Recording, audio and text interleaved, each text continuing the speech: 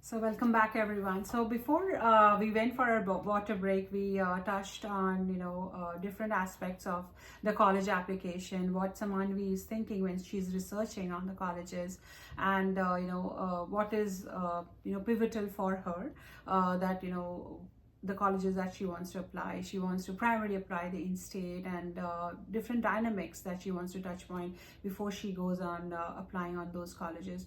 So taking our conversation down that line, Samanvi, do you have a definitive number of colleges that you want to apply, or you are okay, I'll apply. You have few colleges which are free, some are of course, many are not free. So what is your thoughts around that? Yeah, so I personally feel like applying to 8 to 10 colleges is good. It can go lower than that or higher than that depending on personally, but I, at least for now, I'm applying to 9 colleges. I have it on my list. And the way I chose them was, likely, target, reach. So I have a balance, like 2 likely, 4 targets, and then the rest are reaches. And also, again, it aligns with the major that I want to pursue. So I think that balance is great. Even in your safeties, I feel like initially I was a little hesitant about applying to safeties. I'm like, I'm not gonna go there even if I get in. But I think there's so many programs in your safety colleges that you're applying to, like honors college, and you can make out so much from it. It'll help you financially, also helps you stand out within that college.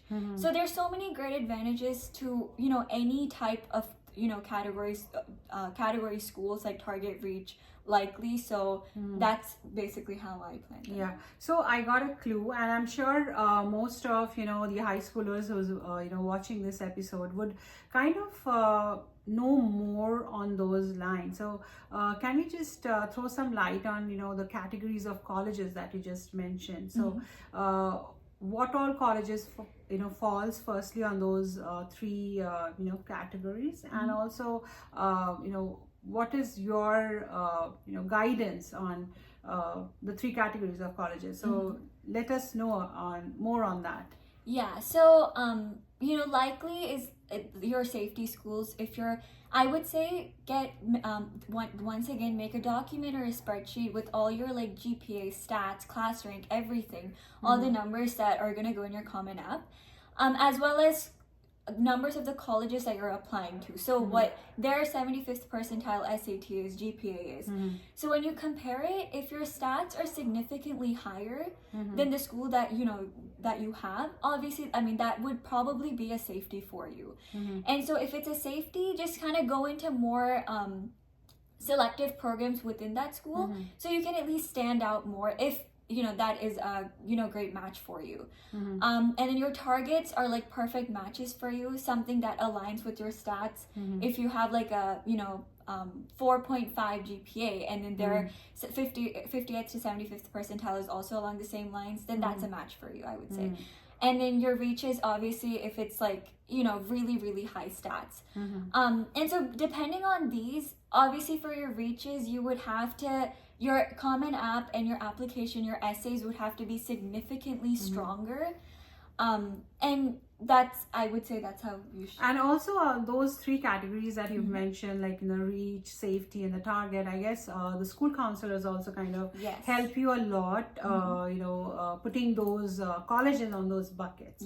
Knowing from the interests that you have, knowing from the programs that you want to go to, and all the majors that you want to pursue. So all those bucketization is very important, and of course have a very good conversation, and let your counselor know, so that she or he can also help you put all the colleges in the right bucket. So yeah, thank you so much for that knowledge sharing, Samanvi. I'm sure many would be benefiting, because most of us don't know how we are going to be putting the right colleges in the right bucket. So that is a good knowledge sharing. Now you did talk that try to match the dots on the percentile and and of course the college. So let's not talk on the SAT and the ACT aspect of the college application.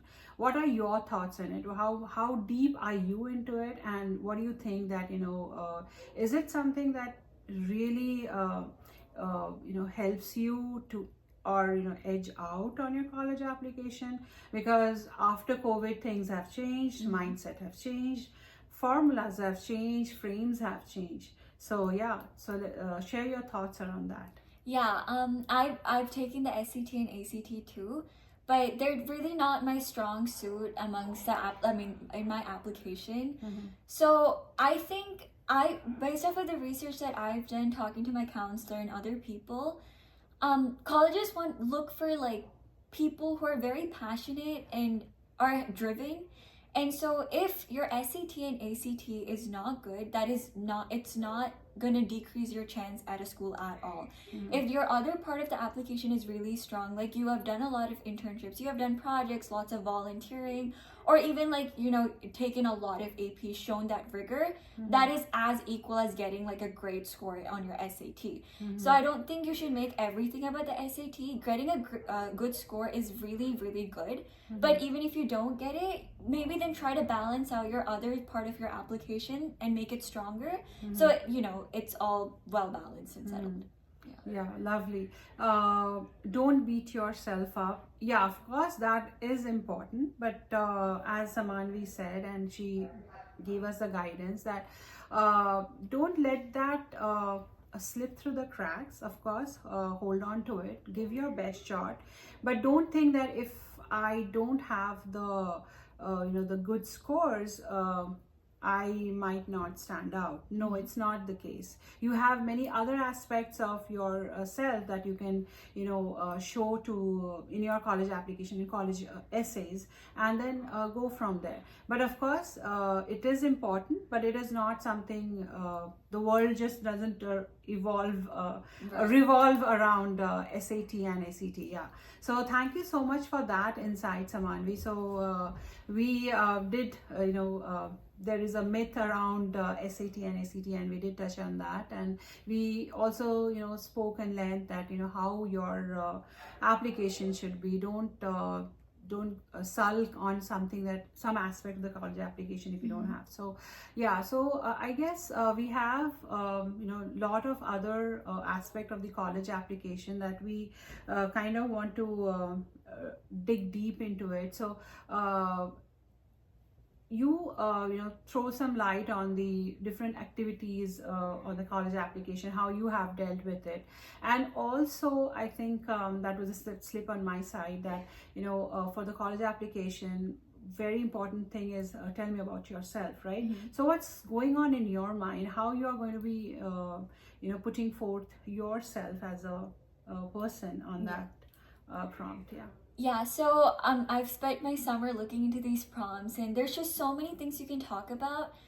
And I think also when I got my essays edited, in fact, literally like a week ago, I had an essay. I got it edited by my counselor, and she said that it doesn't show me as a person. So I was thinking about it again, and I think that in your essays, especially what I did before was I wrote about like an activity that I did, or like my school and all of that. But I feel like in your comment application, or even when you submit your transcript, they can see how academically well-rounded you are and all of that. So they want to see you again on a personal level. And so in my personal statement, what I talked about is I like painting. So I kind of integrated my creative side with how my perspective of school and all of that, how art kind of shaped it that way. So so you get both sides of me, like my hobbies, my interests, as well as my perspective into school. So I think there's a lot of effort that goes into it, like thinking of a really good prompt. And it definitely takes a lot of time, but as you keep thinking about it, just brainstorm every prompt, just write a random essay and then match it up to a prompt. Obviously, every time you revise it, it's gonna get better. So Wow, lovely. And I remember when we were talking offline with Samanvi, so she shared a one-liner that, integration is invocation. So that's what she went ahead with, like, integrated her aspect of her painting to the career aspect of being a data scientist down the line. So she integrated both of them. So integration is invocation. That actually she is going to be presenting out on the college application, and that's going to be a very good mix for the reviewer to kind of know you as a person. I think what we have learned with all the conversation, that if you're very probably if you're very strategic and you're writing something, you've just googled a lot of essays and you've put forth, doesn't really make you a winner. But when you are trying to put your real self out there, I guess that edges you out, and you really have a brilliant strategy for all the essays that you are preparing. So all the best with that, Samanvi. We had a lovely conversation and a deep insight on every aspect of our high school. I'm sure everybody is going to be valuing a lot from this conversation that we had today.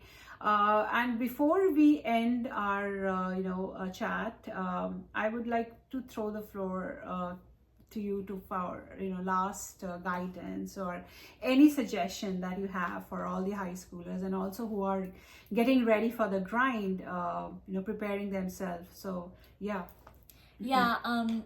I would say just be yourself. Don't worry, everything's gonna come naturally. Definitely plan ahead of time. Utilize your summer a lot towards this planning. At least, like, obviously in your sophomore year, junior year, senior year, something's gonna add onto your plate. So use that summer to plan things ahead so that the year goes smoothly. And just, it's okay. Everything's gonna flow. Everything's gonna be in place once you start writing, participating in clubs and all of that. Just organization is the key, and make sure you're well balanced with your personal and school life. Wow, lovely. That was excellent conversation and excellent guidance given to all of you. So we have a lot more episodes of all the chat sessions that we are kind of trying to bring to you. Everybody's journey is different, everybody's opinion is different. When we started the chat session, me and Saman, we were talking on those lines that maybe it's just a load and a truckload of all high schoolers giving their guidance, because everybody's journey is different. So try to relate to from each journey, and try to craft your journey the way it's suitable to you. But you would only know different journeys if you have subscribed to this channel, if you have shared the channel, and of course you have to like this channel, because you have to have the content flowing. So I would suggest that like the channel, because you want to get more knowledge, and there is so much of knowledge sent by all the high schoolers. So share, subscribe, and we'll see you soon on our next episode. Thank you so much. Thank you so much, Samanvi, once again.